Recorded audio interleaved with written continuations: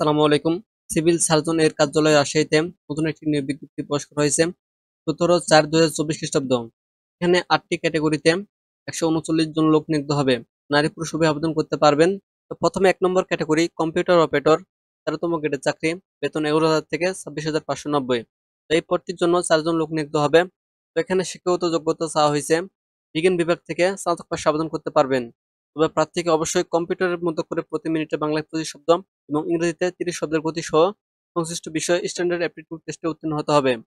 2 নম্বর category 7 মধ্যকরী cum computer operator, 14তম গ্রেডের চাকরি, বেতন 10,200 থেকে 24,680। তো এই পদটির জন্য একজন লোক নিয়োগ হবে। তো এখানে স্নাতক পাশে আবেদন করতে পারবেন, তবে কম্পিউটার ব্যবহারে দক্ষতা থাকতে হবে। 3 নম্বর ক্যাটাগরি পরিসংখ্যানবিদ, 14তম গ্রেডের চাকরি, এখানে 4 জন লোক নিয়োগ হবে।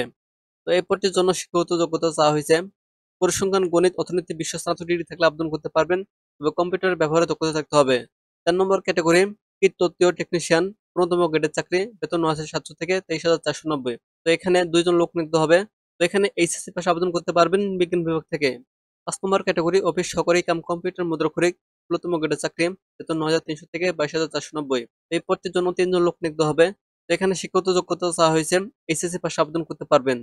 6 নম্বর ক্যাটাগরি স্টোর কিপার, এখানে 5 জন লোক নিয়োগ হবে। এইচএসসি পাশে আবেদন করতে পারবেন। 7 নম্বর ক্যাটাগরি স্বাস্থ্য সহকারী, 16তম গ্রেডের চাকরি, বেতন 9,300 থেকে 22,490। তো এই পদটিতে 158 জন লোক নিয়োগ হবে। অনেকগুলো লোক নিয়োগ হবে, আপনারা চাইলে আবেদন করতে পারেন। তো এখানে এইচএসসি পাশে আবেদন করতে পারবেন। 8 নম্বর ক্যাটাগরি ড্রাইভার, 16তম গ্রেডের চাকরি, এই পদটির জন্য 2 জন লোক নিয়োগ হবে। 8ম শ্রেণী পাশে আবেদন করতে পারবেন, তবে গাড়ি চালানোর জন্য লাইসেন্স থাকতে হবে।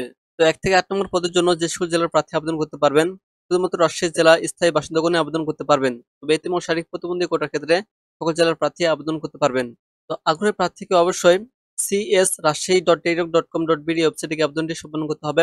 অনলাইনে আবেদনের শুরু তারিখ 24/4/2024 সকাল 10টা থেকে এবং অনলাইনে আবেদনের শেষ তারিখ 14/5/2024 বিকেল 4টা। উক্ত সময়সীমার মধ্যে আবেদনটি সম্পন্ন করতে হবে।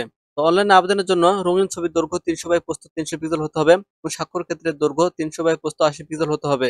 প্রার্থীকে 13 থেকে 16 গ্রেডের পদের জন্য 223 টাকা ফি প্রদান করতে হবে। এই মাধ্যমে 72 ঘন্টার মধ্যে। আপনারা হাতে যথেষ্ট সময় নিয়ে আবেদন করবেন নির্দিষ্ট সময়ের মধ্যে।